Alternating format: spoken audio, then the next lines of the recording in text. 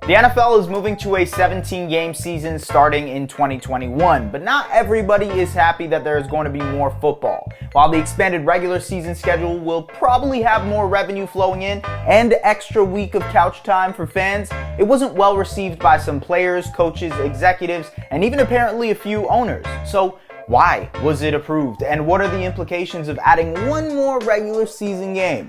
Sit back, relax, and take this in.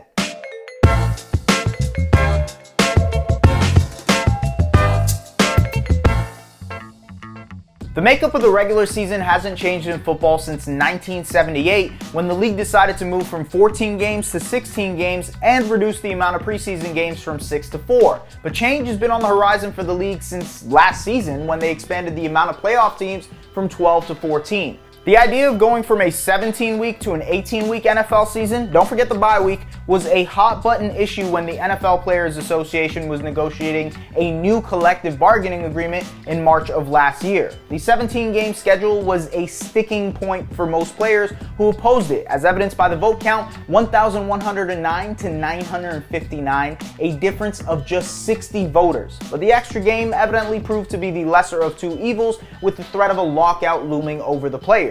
The plan is to reduce the amount of preseason games from 4 down to 3, and they won't include an extra bye week. And the 17th game for each team will be played against cross-conference opponents based on the 2020 standings. The two conferences are expected to alternate hosting the extra week of the season every year, with the AFC having the honors of hosting the 17th game in 2021, although it's reported that that may change in 2022 when the league wants to use some of the games as a neutral site contest for international play. On top of that, Super Bowl weekend will be pushed back from its regular date of early February to mid-February to make up for the extra week. As to why 17 games now and not 2 years from now, the decision comes as the NFL reportedly lost $4 billion in revenue due to the pandemic taking jam-packed stadiums out of the equation for the majority of the teams in the league. And with the salary cap set to drop $18 million next season, adding an extra week of games can help make up for lost revenue. The league has since locked up lucrative new TV deals under the assumption of a 17-game schedule to be worth $10 billion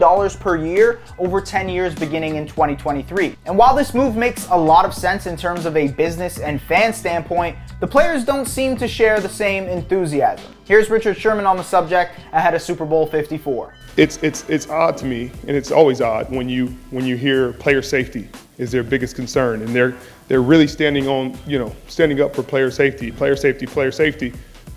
it seems like player safety has a price tag. Player safety up to the point of, hey, 17 games makes us this much money, so we really don't care how safe they are. Saints running back Alvin Kamara left no room for interpretation, tweeting that it was quote-unquote dumb as hell. In return for the extra game concession, as part of the new CBA, players' share of league revenues goes from 47% to 48%, and 48.5% starting with the addition of a 17th game. Players also bargained to increase the minimum salaries by at least $90,000 for additional playoff revenue and slightly expanded rosters. Despite the benefits of the new CBA, it's hard to argue that players aren't sacrificing from a health and safety standpoint, a contentious issue that has clouded the sport for years. The average length of an NFL player's career is 2.5 years.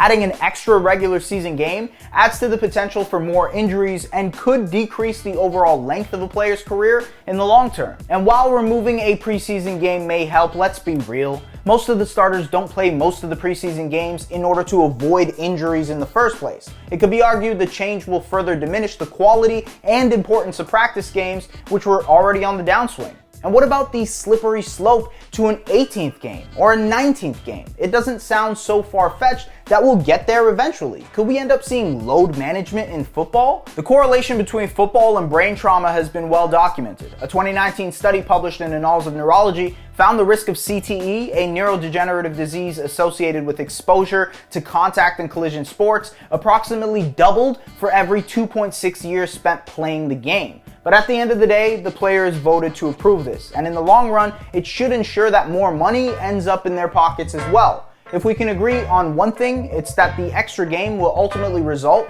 in the shattering of record books and your favorite players' place in them. So what do you think? Do you think the players have a right to be mad, or are you just excited for more football? Let us know in the comments.